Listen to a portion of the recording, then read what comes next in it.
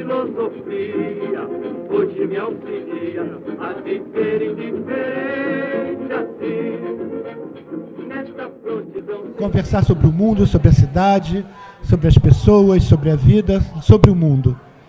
Esse é um convite especial para a gente refletir, né, sobre os caminhos possíveis, né, da transformação da sociedade brasileira e tendo como referência as favelas, em especial, voltando ao bar como espaço de reflexão filosófica.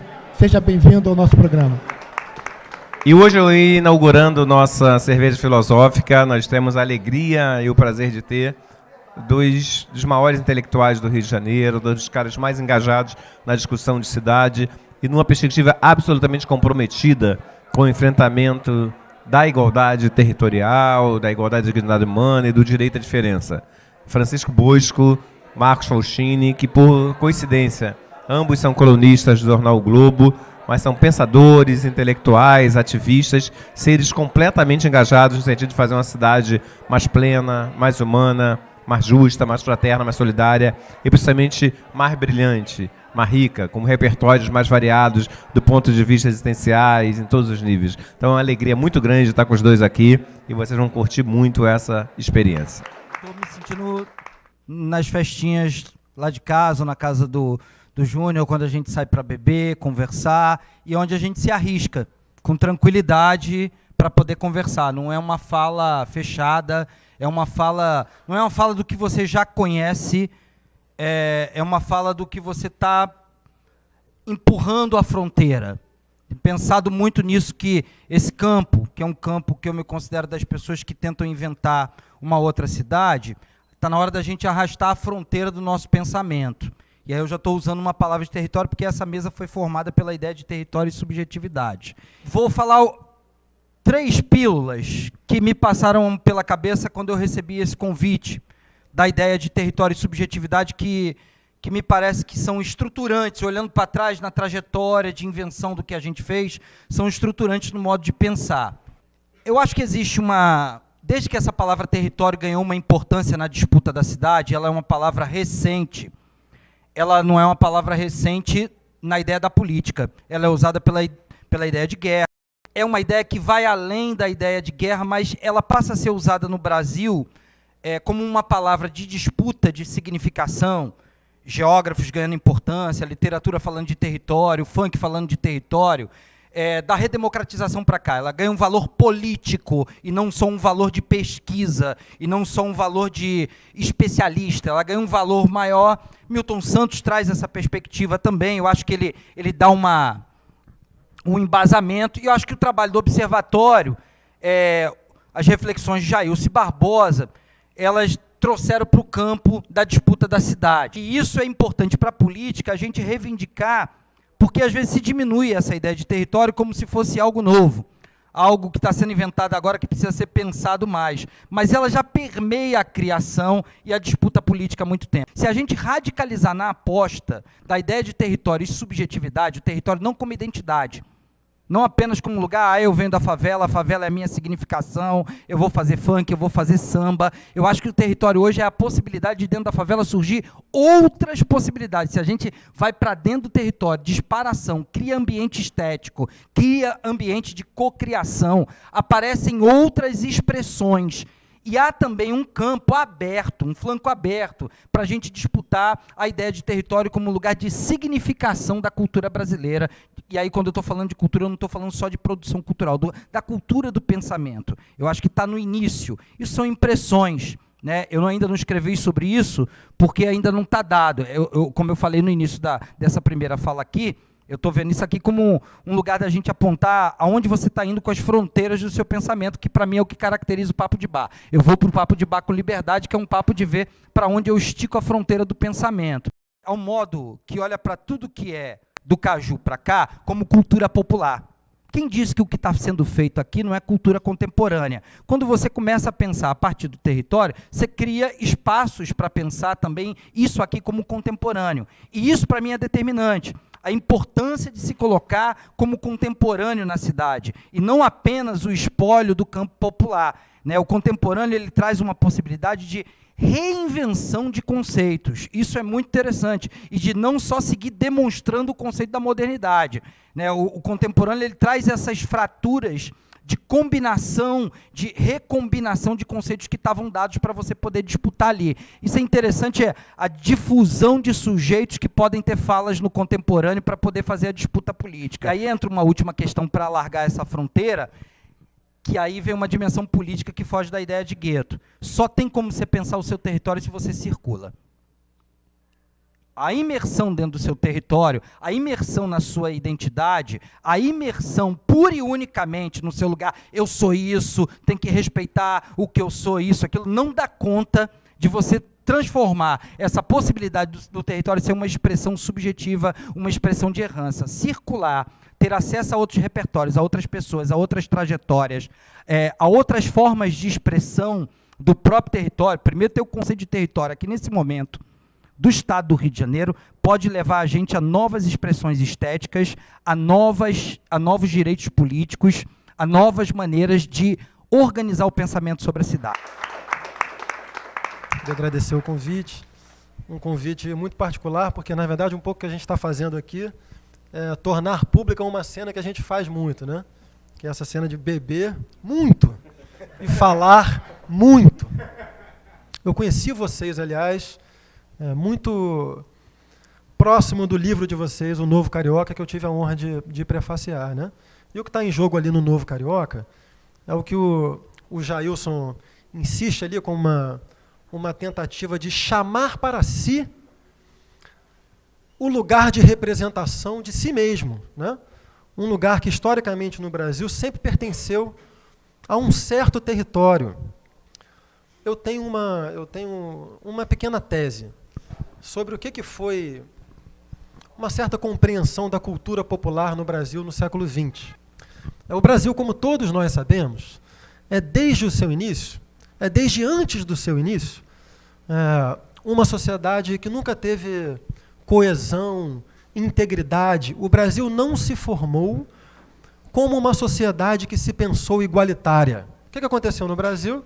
O Brasil se forma como uma espécie de filial do capitalismo em expansão da Europa, né? Essa formação do Brasil fez com que o Brasil fosse, desde o início, um território marcado por disputas muito desiguais. Por conta da formação mesma do Brasil e de algumas singularidades dessa formação, o fato de, etnicamente, sermos constituídos por povos diferentes, né? Negros oriundos da África, portugueses, índios, depois mais levas de imigrantes europeus e tal, isso fez com que o Brasil tivesse uma constituição cultural muito singular e que produziu formas de sociabilidade muito singulares também. Eu diria que é um dos poucos trunfos da civilização brasileira. São essas formas de sociabilidade que foram se produzindo no Brasil à revelia de qualquer projeto racional do Estado. Um parênteses, eu entendo que o melhor do Brasil, e esse melhor do Brasil está muito próximo ao que a gente entende por cultura popular, o melhor do Brasil foi produzido de maneira informal, à revelia de qualquer projeto oficial do Estado brasileiro. Se há um signo cultural, um símbolo cultural, que unificou ao longo do século XX a identidade brasileira e nos fez sermos reconhecidos por ela internacionalmente, esse signo seria o do samba. O samba é formado por, né, elementos de culturas diferentes e agentes dentro do território brasileiro diferentes, sob todos os aspectos. Essa primeira formação da música popular brasileira, que já nos anos 20, mas seguramente nos anos 30, apresenta uma produção cultural espetacular, extraordinária, né? Quem pega a obra de Noel Rosa sabe que aquilo dali não deve nada ao que o modernismo brasileiro vinha realizando na sua vertente erudita, que descende diretamente das tradições europeias, né? Daí em diante, a partir dos anos 30, tudo que se entende por cultura popular, e que está principalmente representado pela música popular, é uma formação híbrida que mistura classes sociais diferentes, agentes sociais diferentes, pretos, brancos, analfabetos, letrados, iletrados, escolarizados, não escolarizados, ricos, pobres, gente de diversas regiões do Brasil, isso cruzando com outros países do mundo.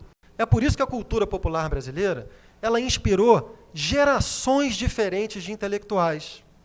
Essas gerações de intelectuais que pensavam a sociedade brasileira se inspiraram na cultura popular como alguma coisa que vislumbrava, que prefigurava as soluções que a sociedade brasileira deveria perseguir e realizar nela mesma. Eu acho que a gente deve pensar a cultura agora nesse sentido que o Jailson propõe, que o Faustini propõe, que é a cultura deve ser pensada como disputa de representação. Ela deve ser pensada, acabou essa espécie de pacto. Tudo isso que eu falei aqui, essa crise dessa ideia de cultura popular e do modo como essa cultura popular inspirou o pensamento social brasileiro, os primeiros arautos dessa crise e que formularam essa crise formalmente, esteticamente, com a maior radicalidade até hoje, foram os Racionais MCs. Os Racionais MCs, gente, é muito importante notar, os Racionais MCs surgiram em 1989. Em 1989, ano da primeira disputa presidencial do Lula. Do primeiro Lula, que era a voz anticordial na política brasileira. E os Racionais foram a voz anticordial na cultura brasileira.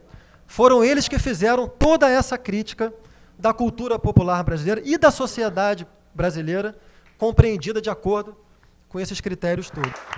O que eu entendo cada vez mais é que tem um conceito fundamental de Marx que foi colocado em determinada condição e que agora tem que ser colocado em outra, que é o conceito de alienação, que é fundamental para todas as discussões que estão falando aqui, principalmente na relação de sujeito, de território, de estrutura, principalmente falando em instituições.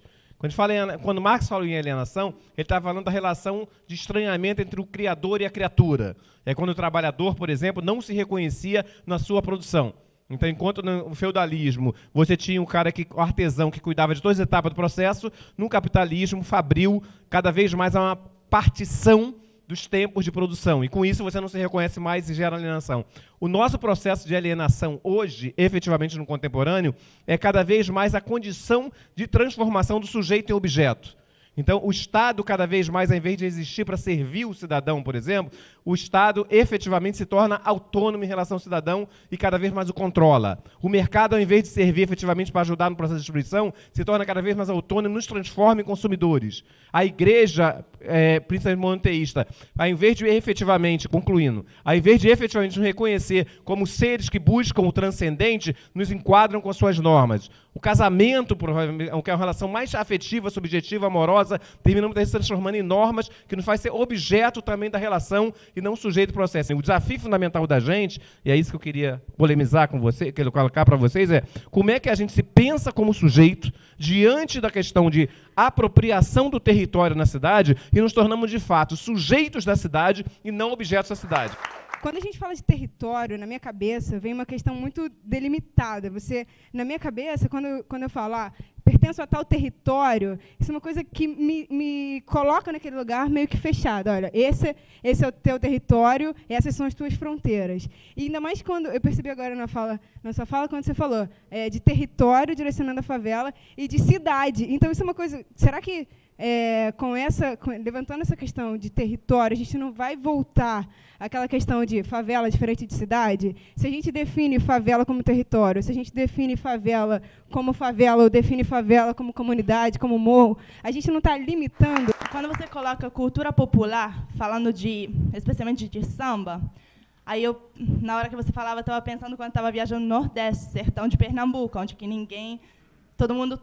É uma outra música que toca nos bares, não é samba. Então, não acaba sendo uma hierarquização do território do Sul, por exemplo, Sueste, nesse caso, com o Nordeste? Mas, basicamente, cultura popular significa o seguinte, produções culturais típicas de sociedades urbanas, onde existe autoria, mercado e, no entanto, alguma relação com o território. Justamente, não existe cultura popular sem relação com o território.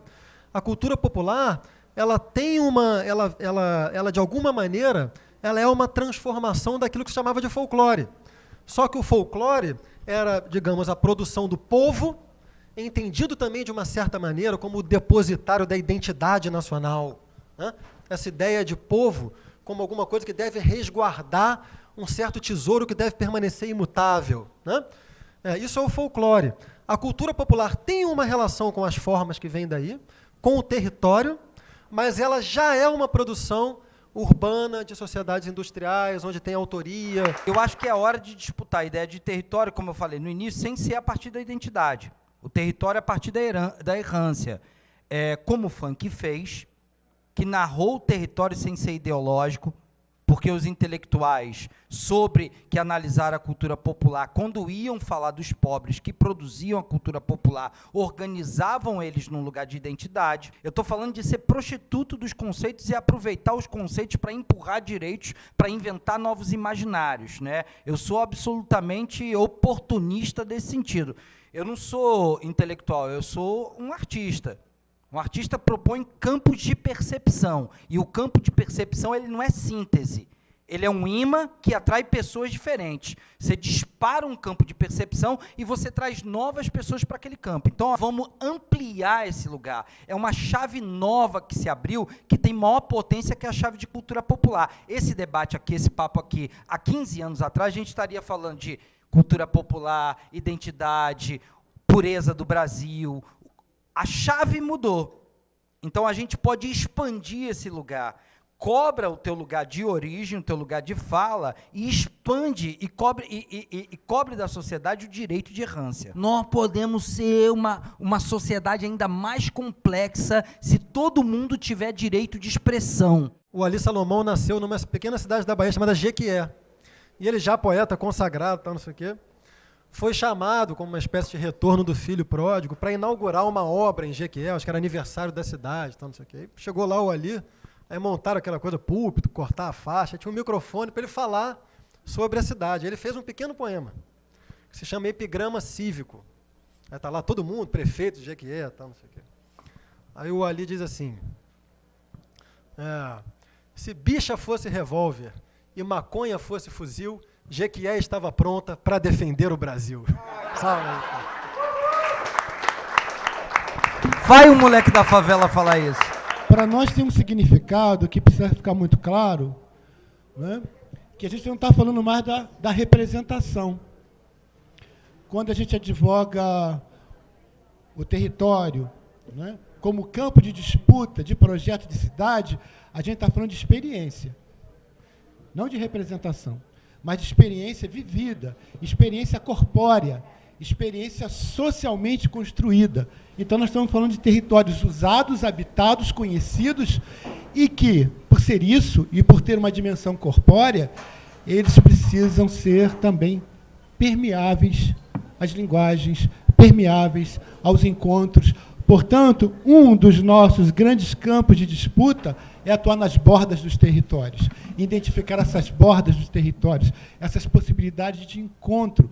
Portanto, a gente está criando também uma outra possibilidade de romper com as clausuras territoriais impostas, até pela cultura popular, até pelas identidades físicas. Portanto, um dos grandes debates que eu acho que é possível nessa cidade é como a gente se posiciona estrategicamente nas bordas dos territórios, nos encontros possíveis, e como, a partir dele, a gente cria experiências de socialização de experiências que podem projetar o futuro agora. Porque se a gente tem que ter saudade de alguma coisa, né, é ter saudade do futuro.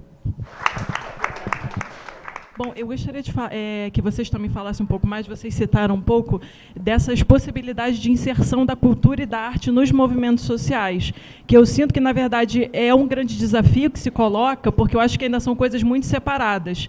E eu, como trabalho com teatro oprimido, eu vejo que, na verdade, tem uma potencialidade muito grande desse tipo de inserção, mas que eu ainda acho que, na prática, não acontece muito bem. Eu acho que a melhor maneira de dar um F5 no Boal é não chamar de teatro oprimido. Eu não sou oprimido. Eu acho que a primeira coisa seria isso. Não chamar de teatro do oprimido. Que o melhor do Boal ali, e o melhor não é o melhor que ele fez. O melhor que a gente pode operar é a dedicação que ele teve a uma metodologia. Quando ele defendia o teatro do oprimido, era uma ideia de identidade necessária para os anos 70. né? Se a gente agora opera aquilo de uma maneira como nos anos 70, a gente não está atualizando a luta. A gente tem a mania de ir para o território como um lugar de atendimento ou como de catarse. Vamos ali conviver com os pobres, vamos dar a mão, vamos produzir significação, vamos isso e aquilo. E aí fica puto quando o jovem da favela, que é o atendido, essa invenção de que o jovem da favela deve ser um atendido, é uma invenção, é uma construção. Quando ele diz outra coisa, você chama ele de alienado, você chama ele disso e daquilo. Então, o que eu penso, tá? Mas eu não estou preocupado em fazer síntese. O Brasil talvez seja o país que mais acredita na cultura como lugar de significação. Os ingleses inventaram a indústria cultural porque eles são protestantes, acreditam no lugar da economia, do processo, do gerenciamento. É uma coisa muito bacana. Eles são protestantes organizados, gerenciais, e conseguem produzir subjetividade sobre isso. Aqui no Brasil a gente diz que aquilo lá não é subjetividade, mas produz subjetividade sobre aquilo. Os pobres no Brasil sempre tiveram um desejo de cultura. Por isso que a mãe bota o nome do filho de John Lennon da Silva. Não é uma alienação chamar de John Lennon da Silva da indústria cultural. Eu gostaria de lembrar uma dimensão positiva do nosso mundo, uma dimensão afirmativa do nosso mundo, tal, que e que tem a ver com tudo isso que a gente está falando. O mundo está muito mais descentralizado hoje do que foi ao longo do século XX. O mundo está descentralizado geopoliticamente, né? A geopolítica do mundo contemporâneo não é a mesma que foi ao longo do século XX. E o mundo está descentralizado nas suas instâncias de representação. Não há mais grandes instâncias unificadoras de representação com tanto poder como tiveram em alguns momentos. Elas continuam tendo muito poder. Eu nem vou entrar nos meandros de onde essa minha frase pode parar. Nem precisa. Filosofia hoje me auxilia a viver indiferente assim. Nesta prontidão sem fim, vou fingindo que sorrio pra ninguém tombar de mim.